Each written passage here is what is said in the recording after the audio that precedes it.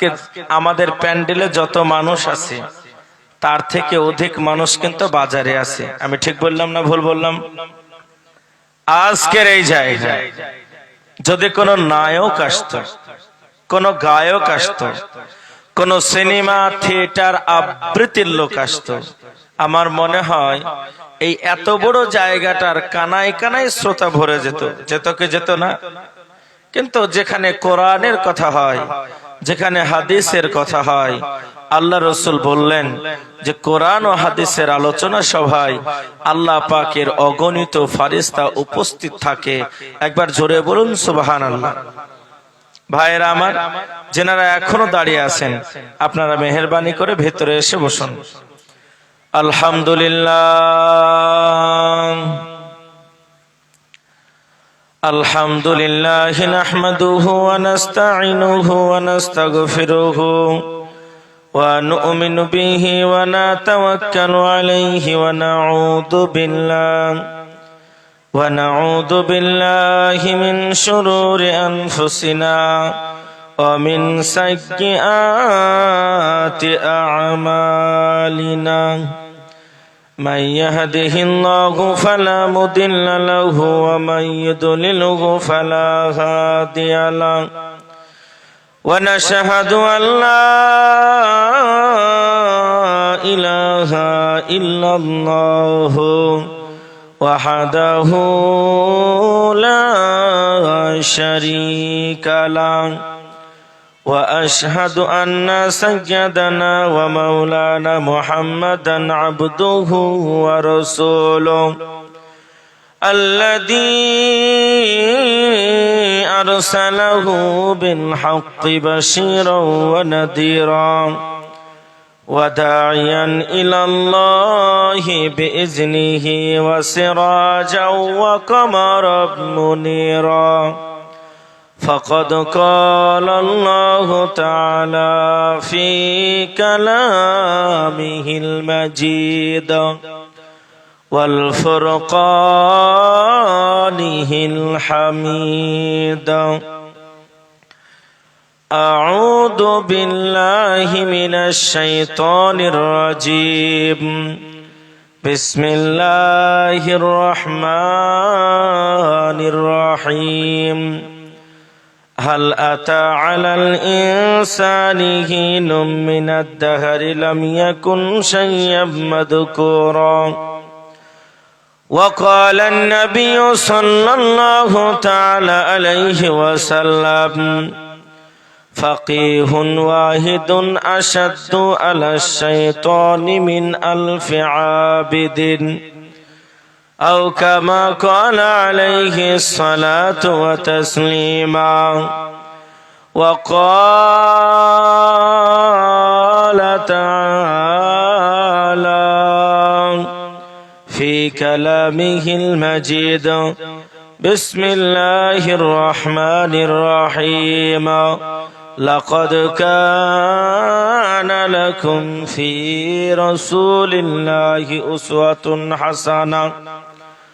وقال النبي صلى الله تعالى عليه وسلم لا يؤمن أحدكم حتى أكون أحب إليه من والده ووالده والناس أجمعين أو كما قال عليه الصلاة وتسليما. ফুরকান মাজিদ নাজিল হলো জিবরিল দ্বারাতে। কুরআন মাজিদ নাজিল হলো জিবরিল দ্বারাতে। ধ্যানরত ছিলেন নবী, ধ্যানরত ছিলেন নবী গারে হিরাতে।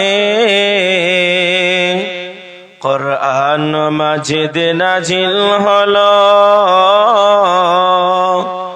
জিবরিল দ্বারাতে। ফুরকান হামিদ নাজিল হলো জিবরিল দ্বারাতে জিবরিল পড়েন সূরা আলাক, নবীজি আমার অতি চালাক। একবার জোরে বলুন সুবহানাল্লাহ। আরে মুসলমানের মতন সিংহের মতন আওয়াজটা বাড়িয়ে একবার জোরে বলি সুবহানাল্লাহ। জিবরিল পড়েন সূরা আলাক, নবীজি আমার অতি চালাক। তাড়াতাড়ি জিবরিলের সঙ্গে, তাড়াতাড়ি জিবরিলের সঙ্গে পড়িয়ে দিলেন যে কুরআন মাজিদ নাজিল হলো। জিবরিল দ্বারাতে ফুরকান হামিদ নাজিল হলো। জিবরিল দ্বারাতে নবীজি বলেন ওগো খাদিজা, ঠান্ডাই কাঁপে মোর কলিজা। নবীজি বলেন ওগো খাদিজা, ঠান্ডাই কাঁপে মোর কলিজা। ওরাও চাদর জান চলে যায়, ওরাও চাদর জান চলে যায় জ্বরেরই জ্বালাতে। কুরআন মাজিদ নাজিল হলো। জিবরিল দ্বারাতে ফুরকান হামিদ নাজিল হলো। জিবরিল দ্বারাতে ধ্যানরত ছিলেন নবী, ধ্যানরত ছিলেন নবী এ গারে হিরাতে। কুরআন মাজিদ নাজিল হলো। জিবরিল দ্বারাতে ফুরকান হামিদ নাজিল হলো। জিবরিল দ্বারাতে। আলহামদুলিল্লাহ, যোগ্যতম নির্বাচিত স্বনামধন্য আজকের দক্ষিণ দিনাজপুর গঙ্গারামপুর এলাকার স্বনামধন্য মাদ্রাসা, আজকের এই মাদ্রাসার স্বনামধন্য আজকের সভার সভাপতি মহাশয়, সামনের উপস্থিত দিনদার ইমানদার আল্লাহওয়ালা পরেজগার মুত্তাকিন আমার ভাইরা, পর্দার আড়ালের অবলা সরলা গৃহকর্মে বেঁচে থাকা আমার আম্মা জানেরা, মঞ্চের উপস্থিত হযরত উলামায়ে কেরামেরা, সাংবাদিক বন্ধুরা, সকলকে জানাই ইসলামী পরিভাষায় সালাম, অভিনন্দন, মুবারকবাদ জানানোর পরে মহান স্রষ্টা আল্লাহর দরবারে আমরা কালিমাতুশ শুকর আদায় করি। In the name of Allah most merciful, praise be to Allah, sustainer of the world, master of the day of judgment. আমরা শুকরিয়া আদায় করি সেই বিশ্ব নিয়ন্তা বিশ্ববিধাতা মহান আল্লাহর দরবারে, যিনি অক্ষয় অভয় চিরন্তর চিরঞ্জীব, সমগ্র জগতের সৃজনকারী ও হাদাহুল শারিক। সেই মহান রবের দরবারে সললিত কণ্ঠে উদ্ভাটিত স্বরে হৃদয়ের সমস্ত ভালোবাসাকে একত্রিত করে মুসলমানের ইমানের ভোল্টেজকে এক জায়গায় করে প্রাণ খুলে ভক্তি ভরে একবার মহাব্বতের সাথে আল্লাহর শেখানো ভাষায় আমরা কালেমাতুশ শুকর আদায় করব। সকলে প্রাণ খুলে বলে আলহামদুলিল্লাহ। এ বাবারা, আলহামদুলিল্লাহ বললে নেকি হবে না গুনাহ হবে? এক কথা বলবেন একটু। বাংলাদেশে আমি ওয়াজ করেছি প্রায় 28টা। বাংলাদেশের নরম বক্তা শ্রোতারা তাকে গরম করে দেয়, আর আমাদের ভারতবর্ষের মানুষেরা বাড়ি থেকে নিয়াত করে আসে মরি যাব তাও ভালো, মৌলবীর সাথে কথা বলবো না। তবে দিনাজপুরের মানুষ এমন না। আমি 2 দিন আগে একটা প্রোগ্রাম করলাম 28-এ, সেখানে মাশাআল্লাহ এখানকার মানুষ কথা বলেছে। আমি জানি আপনারা একটু কথা বলবেন তো ইনশাআল্লাহ। যদি একবার কেউ আলহামদুলিল্লাহ শব্দ পড়ে, এটা আমার কথা না বাবা, মুসলিম শরীফ প্রথম খণ্ড কিতাবুত তাহরাত পাক পরিচ্ছেদের অধ্যায় 118 নম্বর পৃষ্ঠার নিচের থেকে 2 নম্বর লাইনের হাদিস। আল্লাহ নবীজি বললেন, যদি কোনো ব্যক্তি একবার আলহামদুলিল্লাহ শব্দটা পড়ে নেয়, আমার আল্লাহ পাক আল্লাহ তাআলা আসমান থেকে জমিন পর্যন্ত যতটা ফাঁকা জায়গা আছে এই জায়গাটা নেকিতে ভরে দেয়। একবার জোরে বলি আলহামদুলিল্লাহ। আমরা যদি সারা জীবন আল্লাহর নামের শুকরিয়া আদায় করি, আল্লাহর নিয়ামতের শ্রেষ্ঠত্বগুলা বর্ণনা করে, আমরা সারা জীবনেও আল্লাহর শুকরিয়া আদায় করে শেষ করতে পারবো না। তারপরে পরে সর্বসর্বাগ্যে সর্বযুগের সর্বকালের সর্বশ্রেষ্ঠ মহামানব সাইয়্যিদুস সাকলাইন শাফিউল মুসলিমিন রাহমাতাল লিল আলামিন, যেই মহামানবকে আল্লাহ তাআলা দুনিয়ার বুকে শ্রেষ্ঠ আদর্শের অধিকারী করে পাঠিয়েছেন, সেই মহান রাসূলের প্রতি আমরা সকলে দুরূদ ও সালাম পেশ করছি। আমরা সকলে বলি আল্লাহুম্মা সাল্লি আলাইহি আল্লাহুম্মা বারিক আলাইহি। সম্মানিত উপস্থিতি তিনি ভাইরা, আমরা মুসলমান, ইসলাম হচ্ছে আমাদের ধর্ম। Islam never support of terrorism, Islam complete course of life. পৃথিবীর বুকে ইসলাম এমন একটি ধর্ম যেই ধর্মটা কোন রকমের সন্ত্রাসবাদীকে সমর্থন করে না। ইসলাম হলো একটি পূর্ণাঙ্গ জীবন ব্যবস্থার নাম। আমার ভাইয়েরা, আজকে সারা পৃথিবীর প্রান্তে যদি আপনি তাকিয়ে দেখেন, মুসলিম মানে নিপীড়িত, মুসলিম মানে নির্যাতিত, মুসলিম মানে অত্যাচারিত। আজকে সারা পৃথিবীর বুকে সারা পৃথিবীর বেদুইনদের চক্রান্ত হলো যে পৃথিবীর মানচিত্র থেকে ইসলামকে মিটিয়ে দাও। ইসলামকে যদি মিটিয়ে দেওয়া যায় তাহলে মুসলমানরা আর পৃথিবীর বুকে তাদের অস্তিত্ব থাকবে না। তাদের কাজ হলো একটাই, পৃথিবীর বুক থেকে মুসলমানদের কোরআনটা বন্ধ করে দাও। আজকে সারা পৃথিবীর বুকে মুসলমানদের ধর্মগ্রন্থ কোরআনকে মিটিয়ে দেওয়ার জন্য পৃথিবীর বিভিন্ন প্রান্তে বিভিন্ন জায়গায় জটিলতা সৃষ্টি করে আজকে পবিত্র কোরআনুল কারীমের গায়ে দাও দাও দাও দাও করে আগুন লাগিয়ে জ্বালিয়ে দেওয়া হলো। সোশ্যাল মিডিয়ায় আপনারা এটা অনেকেই দেখেছেন। ফ্রান্স একটি প্রতিষ্ঠিত রাষ্ট্র হওয়ার পরে সেই ফ্রান্সের বুকে আজকে মুসলমানদের নবীর একটা চিত্র অঙ্কন করা হলো, নবীজির একটা ছবি আঁকানো হলো। একটা ছবি আঁকানোর পরে বলে দিল, দিস পিকচার ইজ টেররিজম। এই ছবির মালিক যিনি, তিনি হলেন একজন সন্ত্রাসবাদী। একবার চিৎকার করে বলুন নাউজুবিল্লাহ। নবীর চরিত্রের মতন সুন্দর চরিত্র পৃথিবীর বুকে আর হতে পারে না, এটা আমার কথা নাই। পৃথিবীর মানচিত্রে একজন মনীষী, যেনার নাম হলো মাইকেল এস হার্ট, তিনি একটি বই লিপিবদ্ধ করেছেন। যে বইটির মধ্যে 100 জন মনীষীর জীবনী এসেছেন। সেই মনীষীর মধ্যে আদমের জীবনী আনা হলো, ইব্রাহিমের জীবনী আনা হলো, যীশু খ্রিস্টের জীবনী আনা হলো, রামের জীবনী আনা হলো, শ্রীকৃষ্ণের জীবনী আনা হলো, শ্রী চৈতন্য মহাপ্রভুর জীবনী আনা হলো, বালক ব্রহ্মচারীর জীবনী আনা হলো। এমন করে সারা পৃথিবীর বুকে গুরু নানকের জীবনী আনা হলো। পৃথিবীর বুকে যত বড় বড় সেলিব্রিটি ম্যান, এইরকম 100 মানুষের জীবনী আনার পরে সর্বপ্রথম বোল্ডার অক্ষরে যেই মানুষটির নাম আনা হলো, the Messenger of prophet Muhammad সাল্লাল্লাহু আলাইহি ওয়াসাল্লাম, যিনি হলেন শেষ জামানার বার্তাবাহক নবী, তিনার নাম হলো মুহাম্মদ। একবার জোরে বলুন সুবহানাল্লাহ। আমার ভাইয়েরা, মুসলমানরা শুধু কোরআনে নবীর নাম খোঁজে, হাদিসে নবীর নাম খোঁজে। আমি ইউনিভার্সিটি থেকে মাস্টার্স করছি, বিভিন্ন ধর্মের আমি একজন ছাত্র। এই কিছুদিন আগে পরীক্ষা কমপ্লিট করলাম। আমি আমার স্টাডি লাইফে গীতার মধ্যে পেলাম, গীতার মধ্যে বলা আছে হতার মিন্দ্র হতার মিন্দ্র মহাসুরেন্দ্র, বলা হয়েছে লা ইলাহা হারতি পাপম ইল্লা ইলাহা পরম পদম জনম বৈকুণ্ঠনু প্রাপ্তি জপিত নামে মোহাম্মদন। বলছে জীবনের মতন যদি ন্যায় নিষ্ঠা আমানতদারি পেতে চাও তাহলে এক স্রষ্টা আল্লাহর ইবাদত করে নাও, আর শেষ জামানার গুরু মুহাম্মদের নামটা জপ করে নাও। একবার জোরে বলুন নারায়ে তাকবীর।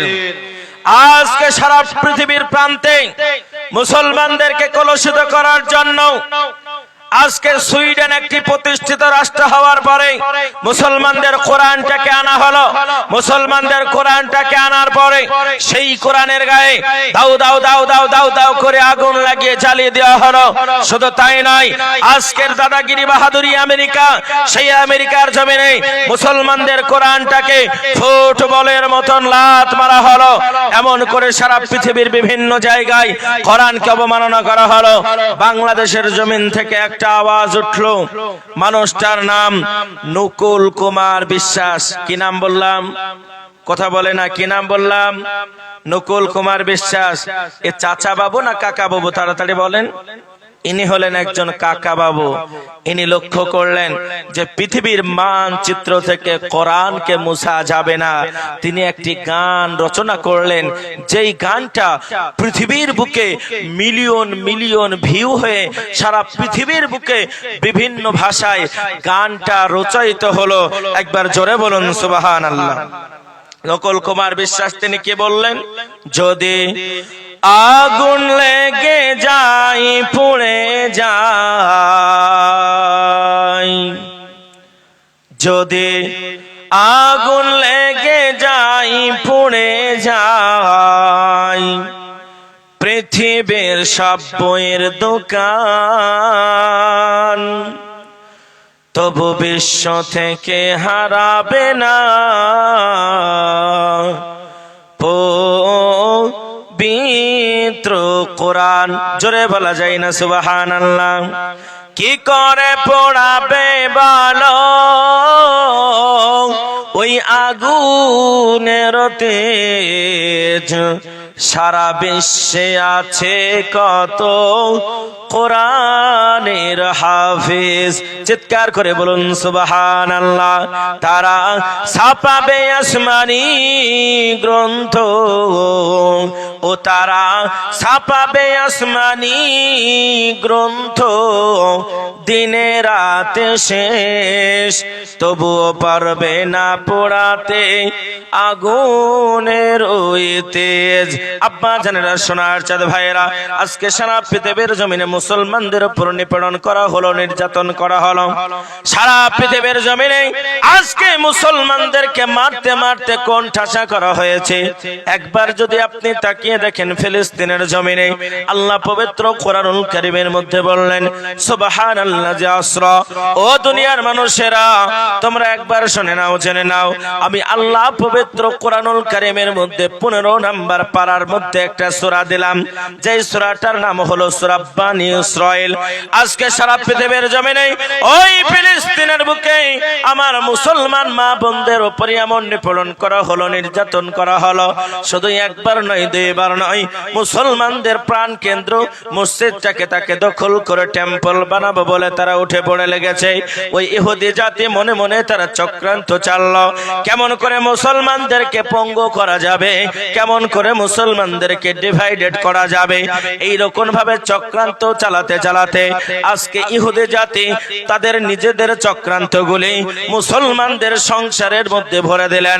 এমনকি আপনার বাড়িতে, আমার বাড়িতে, আপনার সন্তান, আমার সন্তান বর্তমান সময়ে মুসলমান হওয়ার পরেও তারা ওই বেঈমান ইহুদি জাতির রীতিনীতি অনুযায়ী চলতে শুরু করেছে। ঠিক বললাম না ভুল বললাম? ফর এক্সাম্পল, উদাহরণস্বরূপ, এই যে শীতের সময় কুকুর মরে গেল, শিয়াল মরে গেল, সবাই মরে গেল, আর মুসলমানের ছেলেরা এই এত বড় বড় বড় বক্স বাজিয়ে সারা রাত্রি পার্টি করে, লাল পানি, নীল পানি, সবুজ পানির পার্টি করে আপনার মাতাল হয়ে চিৎপাটাং হয়ে পড়ে থাকলো। আমি কথা ঠিক বললাম না ভুল বললাম? আজকে পিকনিকে আমার যুবক ভাইরা যায় কি যায় না, জোরে বলেন। আজকে তুমি পিকনিক করো, তোমার আব্বার কবরের পাশে তুমি ডিজে বানাও, মাটিকে কাঁপিয়ে দাও।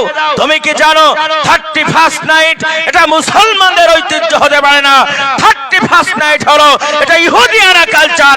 আজকে ইহুদি জাতি তোমার মনের মধ্যে 31st নাইটের জল্পনা শুরু করে দিয়ে আজকে তুমি বলো হ্যাপি নিউ ইয়ার, ইংরেজি নববর্ষ আমরা কেন পালন করব না, কেন আমাদেরকে স্বাধীনতা দেওয়া হবে না?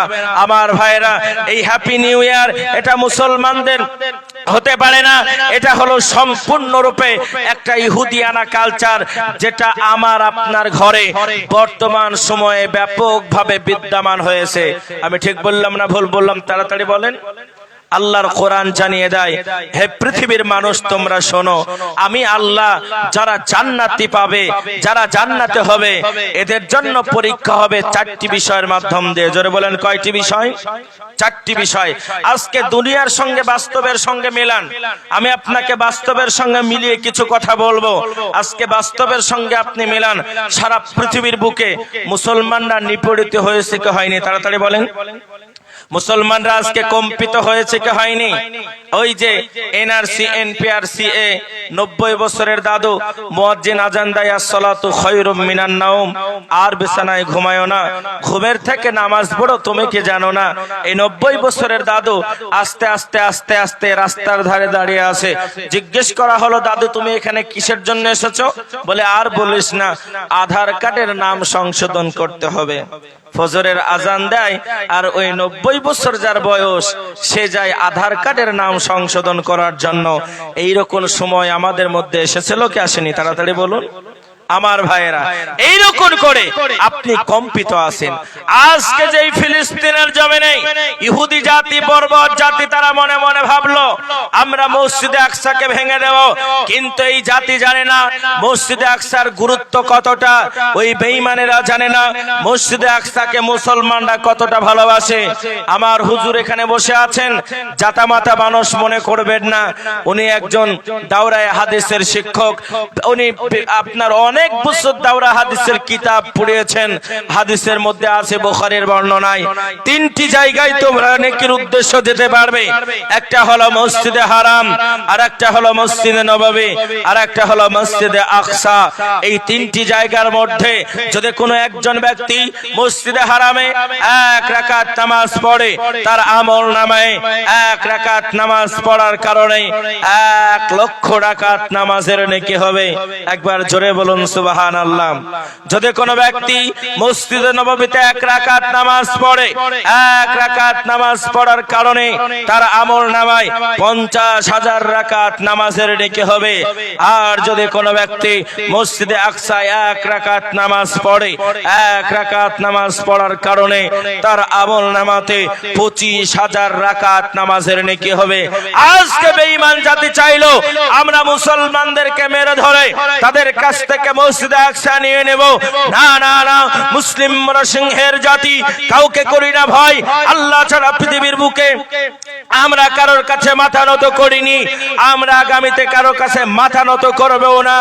আমরা জীবনে আল্লাহ ছাড়া কারোর কাছে নিজের মস্তক অবনত করিনি। আমাদেরকে মারতে মারতে যদি কোন ঠাসা করে, আমাদের শরীরে 1 ফোঁটা রক্ত থাকা পর্যন্ত আমরা মুসলমানদের আমানত বাইতুল মুকাদ্দাস ছাড়ব না। নারায়ে তাকবীর। আমার আব্বা জানেরা, সোনার চাঁদ ভাইরা, শুধু তাই নয়, কয়েকটি কথা আপনাদেরকে না বললেই নয়। আজকে অন্তরটা ফেটে চূর্ণ বিচূর্ণ হয়ে যায় যখন আমার সন্তানগুলি, আপনার সন্তানগুলি ওই ইহুদিয়ানা কালচারকে শুরু করে আজকে তারা বিয়ে বাড়িতে এমন করে আপনার আবির মাখতে শুরু করলো।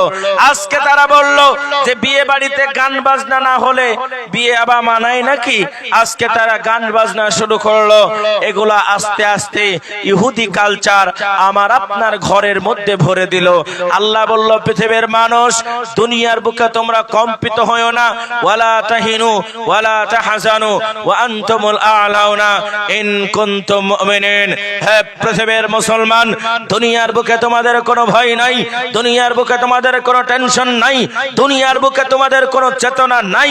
আমি আল্লাহর কোরআনকে জিজ্ঞেস করলাম, ওগো আল্লাহর কোরআন, মুসলমানদের যদি ভয় না থাকে, মুসলমানদের যদি চিন্তা না থাকে, মুসলমানদের যদি টেনশন না থাকে, আজকে সারা পৃথিবীর বুকে মুসলমান এত জ্বর জড়িত কেন? জোরে বলুন, কথা ঠিক বললাম না ভুল বললাম? আল্লাহ বলছে তাদের ভয় নাই, অথচ আজকে মুসলমান এত কম্পিত কেন? আজকে সারা পৃথিবীর বুকে এমনও কিছু জায়গা আছে যেখানে মুসলমানের সন্তানগুলি নামাজ পড়তে পারে না, মুসলমানের সন্তানগুলি তাসবিহ দানা গুনতে পারে না, মুসলমানের সন্তানগুলি জায়নামাজ নিতে পারে না। আজকে তাদের উপর বিভিন্ন নিপীড়ন করা হয়। স্বাধীন একটা দেশ, দেশটির নাম হলো চীন। ওই চীনের বুকে উইঘর নামক একটা জায়গা আছে। মুসলমানের সন্তানগুলি যদি নামাজ পড়তে যায় তাদেরকে গ্রেফতার করে জেলখানার মধ্যে ভরে দেওয়া হয়। আল্লাহ বলে, পৃথিবীর মুসলমান, আমি আল্লাহ রাব্বুল আলামিন ওয়াদা করলাম, ওয়াদান আলাইহি হাক্কা, আমি আল্লাহ, আমার ওয়াদা সত্য ওয়াদা, আমার ওয়াদার মধ্যে কোনো ভেজাল নাই। আমি ওয়াদা করলাম তোমাদের জন্য জান্নাতের ব্যবস্থা করব, কিন্তু দুনিয়ার বুকে পরীক্ষা নেব চারটা। জোরে বলেন, কয়টা পরীক্ষা? কয়টা বলুন? চারটা পরীক্ষার মাধ্যম দিয়ে আমি আল্লাহ তোমাদের ঈমানটাকে পরীক্ষা করব। নবীর সাহাবারা কান্না করতে লাগলেন আর বললেন, ইয়া রাসূলুল্লাহ, ইয়া হাবিবাল্লাহ, ওই চারটি পরীক্ষা কি এমন পরীক্ষা হবে? মায়ার নবী, দয়ার নবী, রাহমাতাল লিল আলামিন, দু জাহানের বাদশা নবী আমার নবীর সাহাবাদেরকে ডেকে বললেন, ও নবীর সাহাবা, তোমরা শুনে নাও, আমার আল্লাহ পাক আল্লাহ তাআলা পবিত্র কালামুল্লাহ শরীফের ভিতরে করলেন, ওয়ালা নাবলুওয়ান্নাকুম বিশাইইম মিনাল খাউফি ওয়াল জু'i ওয়া নাকসিম মিনাল আমওয়ালি ওয়াল আনফুসি ওয়াস সামারাত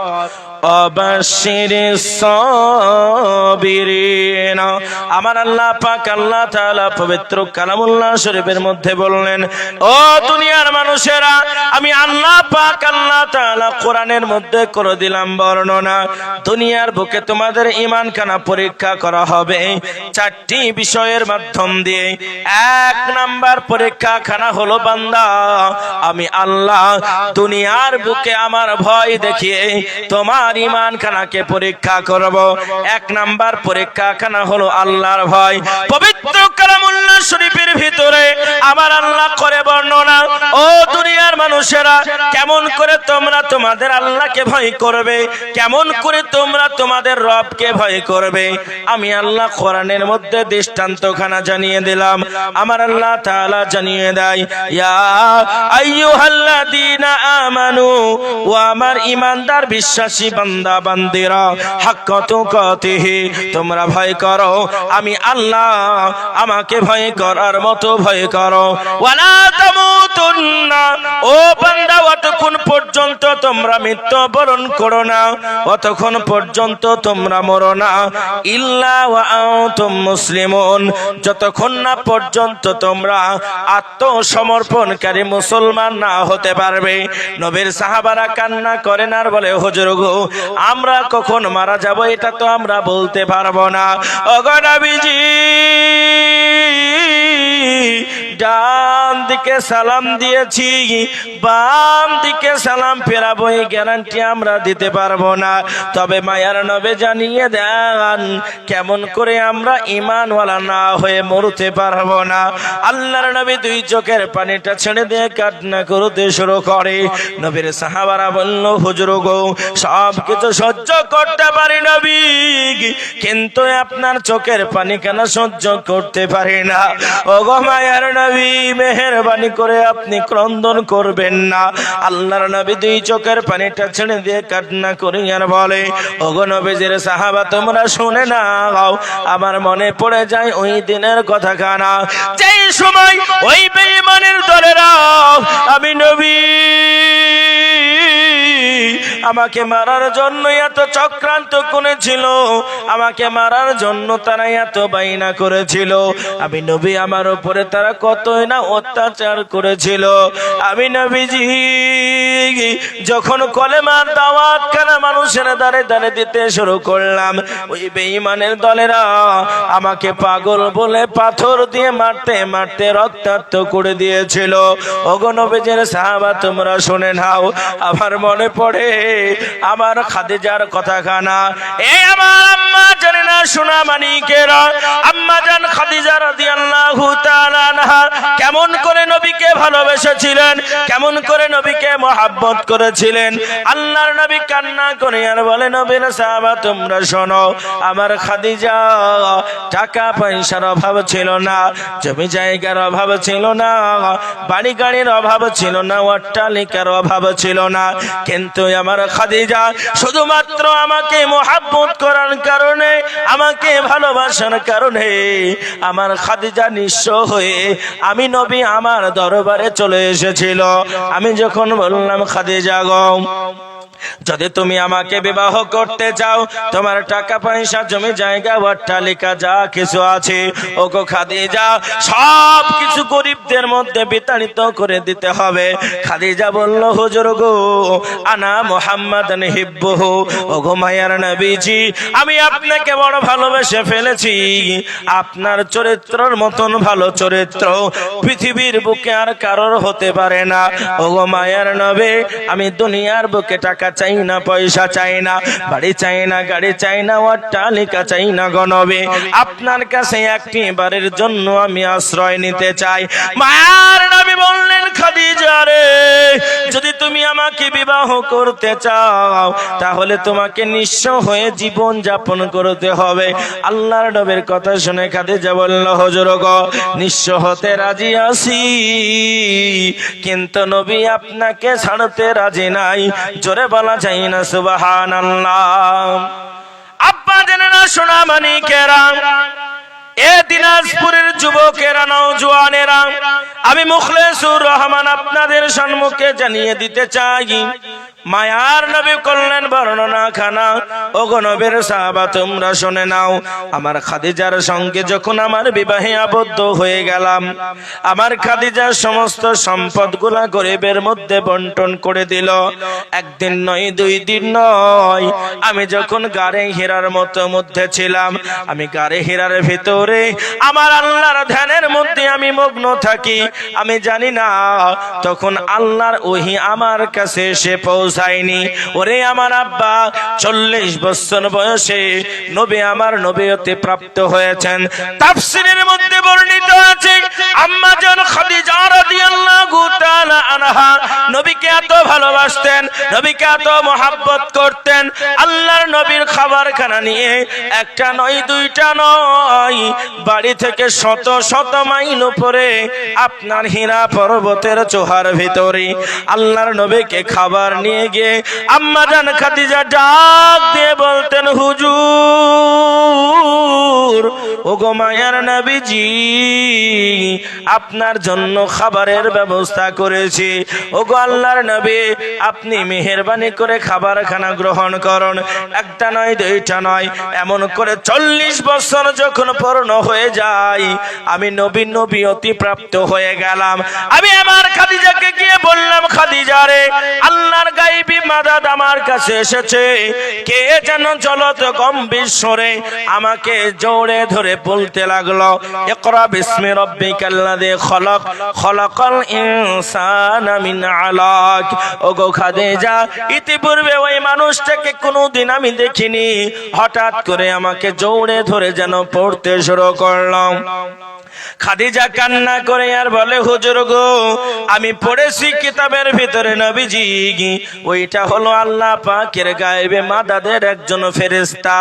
আজ থেকে আপনি দুনিয়ার বুকে সাধারণ কোনো মানুষ না, আজ থেকে আপনি হলেন সাইয়্যিদুস সাকলাইন, শাফিউল মুজনিবিন।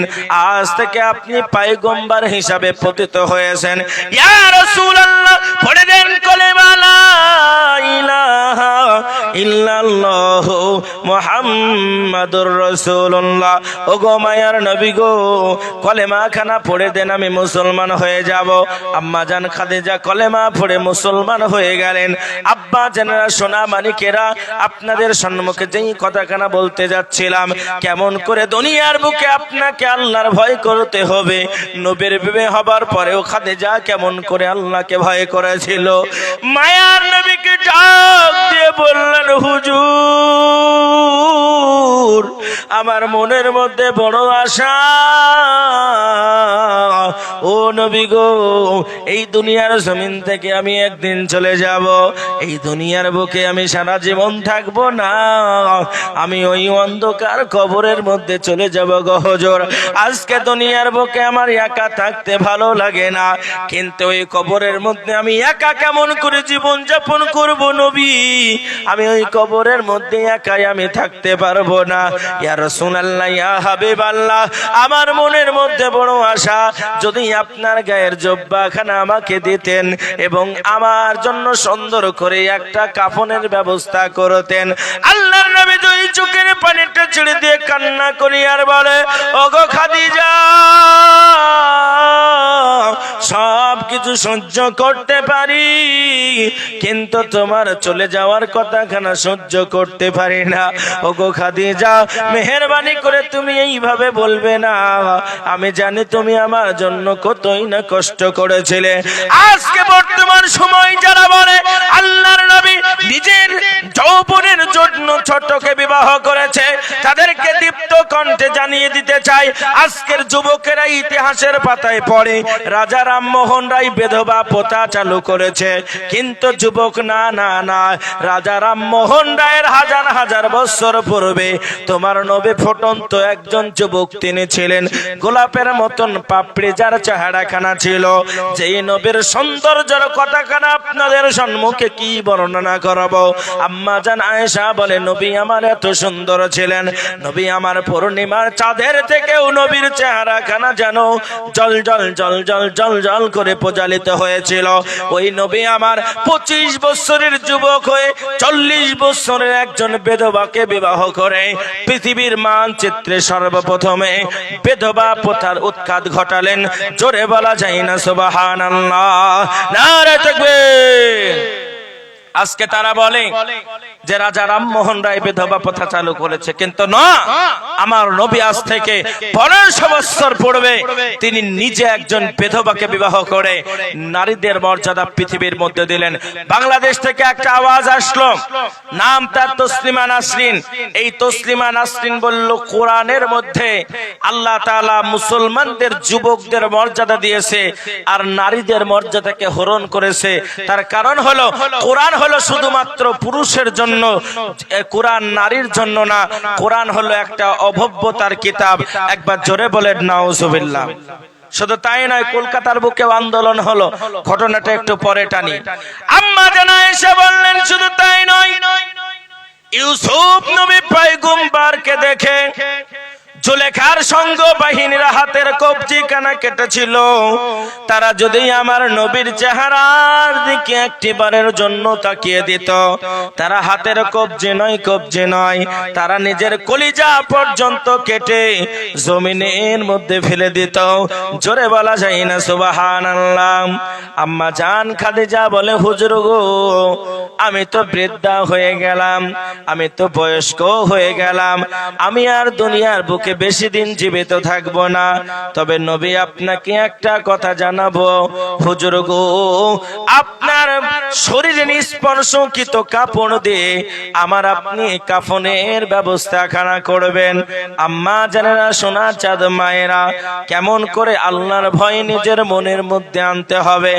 আল্লাহর নবী বললেন, ও খাদিজা, শুনে নাও, তুমি যেটা বলছো তোমার প্রত্যেকটা কথাগুলা প্রাধান্য দেওয়া হবে, তোমার প্রত্যেকটা কথা মেনে নেওয়া হবে। তবে খাদিজা, তুমি এমন কথা কখনোই বলবে না। হঠাৎ করে আম্মা জান খাদিজা বড় অসুস্থতার মধ্যে নিমজ্জিত হয়ে গেলেন। আম্মা জান খাদিজা রাদিয়াল্লাহু তাআলা আনহা দুনিয়ার জমিন থেকে মা খাদিজা যখন ইন্তেকাল করে, নবী আমার বড় আপনার ভরাকান্ত হৃদয়ে বসে আছে, চোখ দুটো যেন টস টস টস টস করে, কিন্তু নবী ক্রন্দন করতে পারে না। তার কারণ খানা খাদিজা নাই। আমি নবী আমার যেন মনে হয় পৃথিবীর জমিনে গোটা পৃথিবী খানা আমার সিনার উপরে ভেঙ্গে পড়েছে। এত দুঃখ এত কষ্ট। আব্বা জানরা সোনার চাঁদ মায়েরা, নবীর স্ত্রী খাদিজার কবরখানা খনন করা হলো। করার পরে মা আয়েশার দাফন কাফনের ব্যবস্থা করে দেওয়া হলো। কিন্তু না না না, তাফসীরের মধ্যে বর্ণিত আছে আম্মা জান খাদিজার চেহারা খানা ওই আপনার বাইতুল্লাহর দিকে ঘুরে না, নবী আমার কবরের মধ্যে দাঁড়িয়ে আছে। আল্লাহর কাছে বলে, আল্লাহ আমার খাদিজা কেন তোমার বাইতুল্লাহর দিকে মুখ করে না গো আল্লাহ। আল্লাহর কাছে বারবার ফরিয়াদি যখন নবী আমার জানিয়ে দেয়, আমার আল্লাহ পাক আল্লাহ তাআলা ইলহামের মধ্যে জানাই, দোস্ত কোন রকমের দুঃখ নেবেন না, কোন রকমের কষ্ট নেবেন না গো দোস্ত। আপনাকে খাদিজা যেমন ভালোবাসতো, আমার খাদিজা আমার প্রতি এমন করে ঈমান এনেছিল, আমাকে এমন ভয় করেছিল। আমি আল্লাহ পাক আল্লাহ তাআলা আমার আসমানের উপরে, আমি আল্লাহ আমার সিংহাসনের দিকে মুখ করে আমি খাদিজার চেহারা খানা আসমান থেকে দেখছি। জোরে বলা যায় না সুবহানাল্লাহ, নারে তাকবীর। এজন্য বলবো আমার আব্বা জানেনা সোনামানি কেরাম, আল্লাহর নবীর স্ত্রী হওয়ার পরে আল্লাহকে কেমন করে ভয় করেছিলেন, আর আপনি কেমন করে আল্লাহকে ভয় করলেন। বড় দুঃখের সঙ্গে বলতে হয়, আজকে আমরা আল্লাহকে ভয় করি বিপদের সময়, আনন্দের সময় আমরা আল্লাহকে ভয় করতে পারি না। ফর এক্সাম্পল, বাস্তবের সঙ্গে কথাখানা আপনি মিলাবেন। এই তো কিছুদিন পূর্বে করোনা নামক একটা মহামারী আমাদের সম্মুখে এসেছিল, কে এসেছিল না তাড়াতাড়ি বলেন? করোনা এসেছিল, কে এসেছিল না? ইমাম সাহেবরা বলে খবরদার, মসজিদের মধ্যে নামাজ পড়া হবে না, বাড়ির ভিতরে নামাজ পড়ো। মুসলমানেরা বলল মরবো তো মরবো, মসজিদেই মরবো, বাড়িতে আমরা মরবো না। দেখি লাইন রে বাবা, শুধু মসজিদে। ইমাম সাহেব বলে বাড়িতে পড়ো গা, বলে এই মসজিদে নামাজ পড়তে বাধা দিচ্ছে। এ বাবা 3 মাস করোনাও চলে গেল, মুসল্লিও পালিয়ে গেল। ঠিক বললাম না ভুল বললাম? আমার আল্লাহ তাআলা ডেকে বলে, দুনিয়ার মানুষ চুপ না, শোনো। ইয়া আইয়ুহাল ইনসান, হে দুনিয়ার মানুষেরা, মা গররাকা বিরাব্বিকাল কারীম, দুনিয়ার কি এমন জিনিস তুমি পেলে, দুনিয়ার কি এমন মোহ তুমি পেলে, দুনিয়ার কি এমন ভালোবাসা তুমি পেলে, যার জন্য তুমি আল্লাহকে ভুলে গেলে।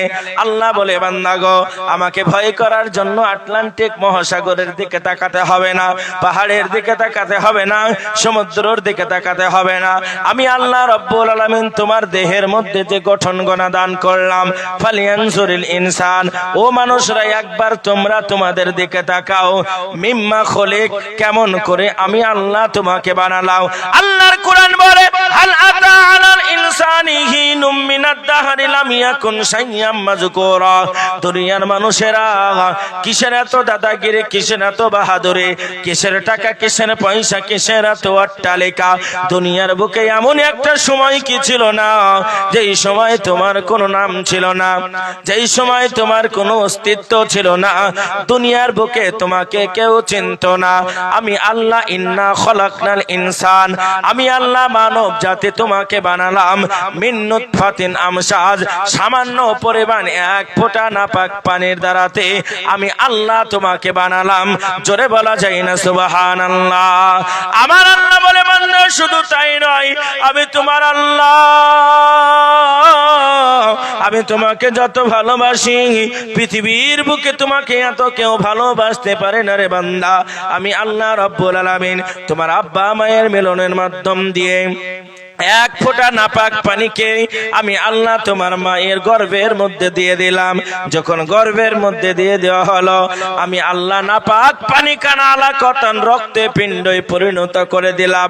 বান্দা যখন সেটা রক্তে পিণ্ডই পরিণত হয়ে গেল, আমি আল্লাহ রাব্বুল আলামিন আস্তে আস্তে রক্ত পিণ্ড থেকে বান্দা আমি আল্লাহ সুন্দর করে তোমার একটা গোস্তের টুকরা বানালাম। বান্দা যখন গোস্তের টুকরায় পরিণত হলো, আমি আল্লাহ যদি চাইতাম তোমার মায়ের পেশাবের রাস্তা দিয়ে তোমাকে গলিয়ে পচিয়ে অপারেশন করে বের করে দিতে পারতাম, কিন্তু আমি আল্লাহ না, দুনিয়ার বুকে তোমাকে বানাবো হিরো, পৃথিবীর বুকে তোমাকে কেউ করতে পারবে না জিরো। জোরে বলা যায় না সুবহানাল্লাহ, নারায়ে তাকবীর। আল্লাহ বলে বান্দা শুধু তাই নয়, ওই সুন্দর একটা গোশতের টুকরার ভিতরে ফাঁকা সাউনাল ইযামা লাহমা, কচি কচি আমি একটা হাড় দিলাম, হাড় দিয়ে সাউনি দিয়ে ট্রাকচারার দিয়ে আমি আল্লাহ সুন্দর করে তোমার একটা বডি বানালাম। এ দুনিয়ার মানুষ তুমি জানো না, তোমার মা যখন তোমাকে পেটের মধ্যে রাখে, জনম দুঃখিনী মা 10 মাস 10 দিন কত কষ্ট করে বান্দা তোমাকে পেটের মধ্যে লালিত পালিত করতে শুরু করে। তোমার মা ডান দিকে শুতে পারে না, তোমার মা বাম দিকে শুতে পারে না, তোমার মা এদিকে ওদিকে কাত হতে পারে না। তুমি জীবন্ত একটা সন্তান তোমার মায়ের পেটের ভেতরে। বর্তমান বিজ্ঞান গবেষণা করে বলে রে আমার আব্বা, একজন মা ওই যে পেশাবের বেদনা কত কঠিন দুনিয়ার বুকে কেউ জানে না, কিন্তু একজন মা কত কষ্ট করে। বর্তমান বিজ্ঞান গবেষণা করে বলে, একটা বর্তমান সময়ে আপনি যদি বাস্তবের সঙ্গে একটা মিলান, জামা মাপার একটা যন্ত্র আছে, ওই জামা মাপার যন্ত্রটার নাম, সিট মাপার যন্ত্রটার নাম হলো আপনার মিটার। কি নাম বললাম? কথা বলে না, কি নাম বললাম? মিটার। জামা মাপার সিট মাপার একটা যন্ত্র আছে, তার নাম মিটার। পানি মাপার তেল মাপার একটা যন্ত্র আছে, তার নাম হলো লিটার। জ্বর মাপার একটা যন্ত্র আছে, তার নামটা কি? তাড়াতাড়ি বলে দেন, কি নাম? থার্মোমিটার। আমার আব্বা বলেছে সব ডাক্তার নাকি গো, জ্বর মাপার যন্ত্রটার নাম সবাই বলছে থার্মোমিটার। ব্যথা মাপার একটা যন্ত্র আছে, তার নাম হলো ইউনিট। বর্তমান বিজ্ঞান গবেষণা করে বলে, এই বিজ্ঞানের ছাত্র যারা আছে, মাস্টার ডাক্তার ইঞ্জিনিয়ার যারা আছে, আমি মুখলেসুর রহমান আপনাদেরকে জানালাম, বর্তমান বিজ্ঞান গবেষণা করে বলল, একজন মা বাচ্চাদের বেদনা সর্বনিম্ন ব্যথা 45 ইউনিট পর্যন্ত, 45 ইউনিট পর্যন্ত একজন মা ব্যথা সংগ্রহ করে। সর্বনিম্ন ব্যথা হলো 45 ইউনিট। আর একটা মানুষের বর্তমান দেহের সঙ্গে যদি ব্যথাটা ডিভাইডেড করা যায়, একটা ভালো সুস্থ মানুষের 20টা জয়েন্টের হাড়কে যদি ভেঙে দেওয়া হয়, 20টা জয়েন্টের হাড় ভেঙে দেওয়ার পরে ওই মানুষটার ব্যথা হয় 42 ইউনিট। এইবার আপনি দাঁড়িয়ে যান, মাথা থেকে শুরু করেন, মাথাটা ভেঙে দেন, ঘাড়টা ভেঙে দেন 2টা হলো, আপনার বক্ষটা ভেঙে দেন 3টা হলো, মাজাটা ভেঙে দেন 4টা হয়ে গেল, শিরার ডাঁড়টা ভেঙে দেন 5টা হয়ে গেল, 2টা হাত ভেঙে দেন 6টা, পায়ের দিকে চলে আসেন, পায়ের মালাইটা ভেঙে দেন 7টা, পায়ের কবজিটা ভেঙে দেন 8টা। এমন করে আপনার গোটা শরীরের 20টা জয়েন্টের হাড় যদি আপনি ভেঙে চূর্ণ বিচূর্ণ করে দেন, আপনার সর্বোচ্চ ব্যথা হবে 42 ইউনিট। আর একজন মা সর্বনিম্ন ব্যথা পেলেন 45 ইউনিট। জোরে বলা যায় না সুবহানাল্লাহ। মা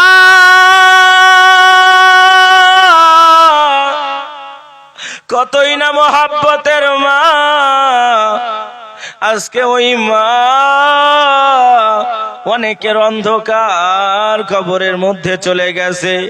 অন্ধকার কবরের ডান দিকের মাটিখানা যেন বাম দিকে আসে, বাম দিকের মাটিখানা ডান দিকে আসে, সামনের মাটি উপরে আসে, উপরের মাটিখানা সামনের দিকে চলে আসে। এইরকম করে একজন মা কবরের মধ্যে অনেকের মা চলে গেছে। আল্লাহর নবীর দরবারে একজন সাহাবা উস্কো খুস্কো চুল নিয়ে হাজির হলেন। মা কেমন মহাব্বত আপনারা বুঝতে পারবেন। আল্লাহর নবী বললেন, সাহাবারে তোমার এইরকম পরিস্থিতি কেন?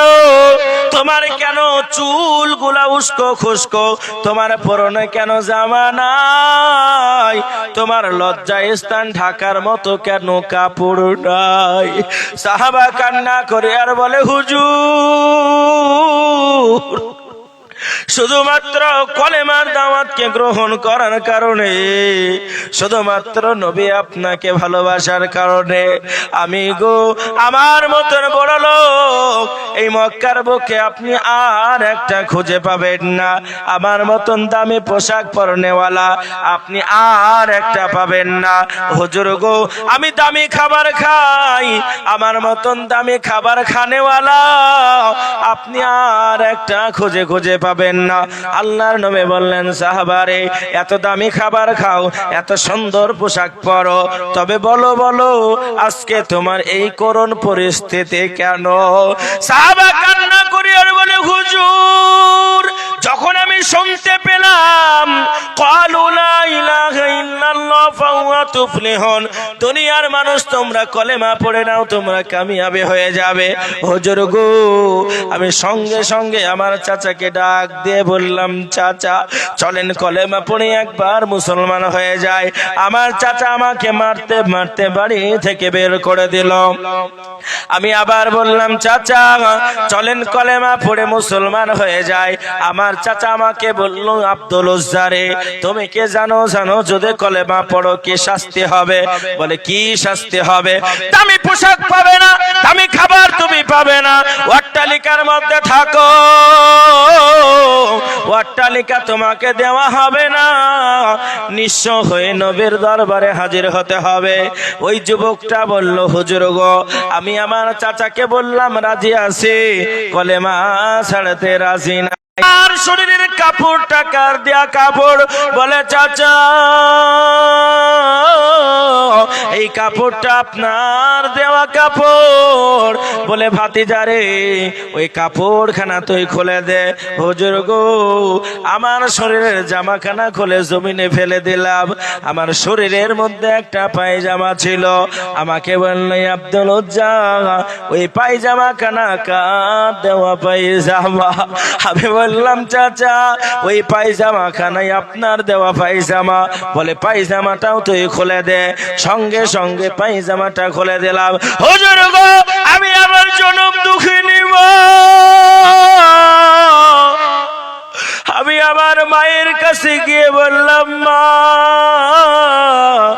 আমার মা যখন দরজাখানা খুললো গো নবী, আমি 20 বছরের একটা ফুটন্ত যুবক, আমার মা আমার চেহারাখানা দেখার সঙ্গে সঙ্গে দরজাটা লাগিয়ে দিয়ে বলে, বাবা কিসের জন্য তুমি এইরকম অবস্থায়?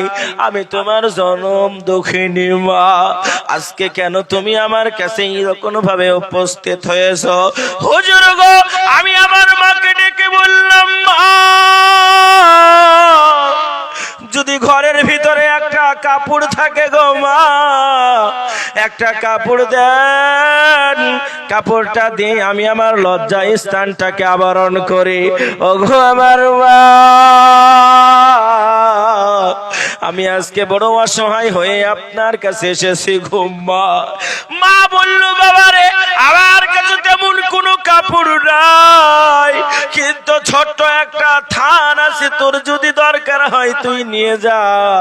আমি মা কত কষ্ট করে তোকে লালিত পালিত করেছি রে বাসা, আজকে কোরআনের জন্য তুই এইরকম ভাবে নিঃস্ব হয়ে গেলি, আমি মা তোকে দোয়া দিয়ে দিলাম, যা যা যা সেই জামানার নবী যিনি মহাব্বতের নবীর কাছে তুই চলে যা। হুজুর গো আমার মা এমন একটা থান আমাকে দিয়ে দিল, আমার সামনের দিক ঢাকবো তো পেছন দিক বের হয়ে গেল, পেছন দিক ঢাকবো তো সামনের দিক বের হয়ে গেল।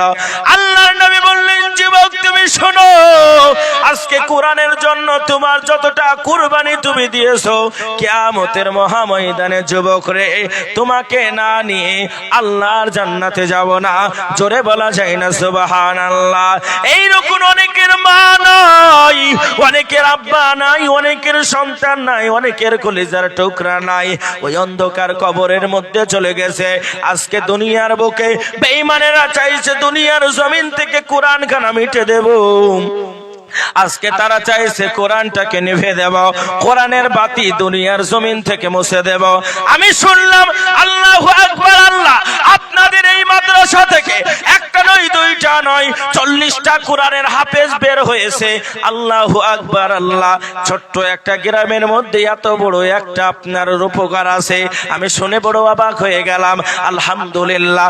আজকে আমি আপনাদের জন্য বলবো রে বাবা, আজকে জিহাদের জন্য ওই আব্দুল উজ্জার মতন নিঃস্ব আপনাকে হতে হবে না, সাহাবাদের মতন কল্লা খানা আপনাকে দিতে হবে না। আমি আপনাদের সম্মুখে কোরআনের জন্য একটা ডাক দিব। কত টাকা কত দিকে চলে যায়, কত পয়সা বাড়ি গাড়ি অট্টালিকা তৈরি করেছেন, সব কিছু আপনাকে ছেড়ে চলে যাবে নীরব নগরে অন্ধকার কবরের বাবা। ওই অন্ধকার কবর থেকে পরিত্রাণ পাওয়ার জন্য আব্বা চলে গেছে কবরে, মা চলে গেছে কবরে, সন্তান সন্ততি চলে গেছে ওই অন্ধকার কবরের মধ্যেই। ওই অন্ধকার কবর থেকে পরিত্রাণ পাওয়ার জন্য আমি আপনাদের সম্মুখে আমি আসামের মতন 50,000 টাকার ডাক দেব না, আমি মুর্শিদাবাদের মতন 1 লক্ষ টাকার ডাক দেব না। আমি একবার তাকবীরের ধ্বনি দেব, দিনাজপুরের মানুষেরা একবার তাকবীরের ধ্বনি দেওয়ার সঙ্গে সঙ্গে আর বসে থাকতে পারবে না ইনশাআল্লাহ। আমি একবার নারায়ে তাকবীরের ধ্বনি দেব। কোন আল্লাহর পেয়ারা বান্দা আছে বলে হুজুর গো আব্বা নাই কবরের মধ্যে চলে গেছে, মা নাই কবরের মধ্যে চলে গেছে। ওগো দিনাজপুরের মানুষ, আমি একবার তাকবীর দেওয়ার ধ্বনি দেওয়ার সঙ্গে সঙ্গে আল্লাহর বান্দারা জমিনে বসে থাকবে না। আমি সর্বপ্রথমে একজন মায়ের সন্তানকে দেখব, একজন কোরআনের প্রেমিককে দেখব, একজন মাদ্রাসার প্রেমিককে দেখব। হুজুর কত টাকা কত দিকে চলে যায়, কত পয়সা কত দিকে চলে যায়, সর্বপ্রথমে মাত্র 20,000 টাকা। নারায়ে তাকবীর বলি।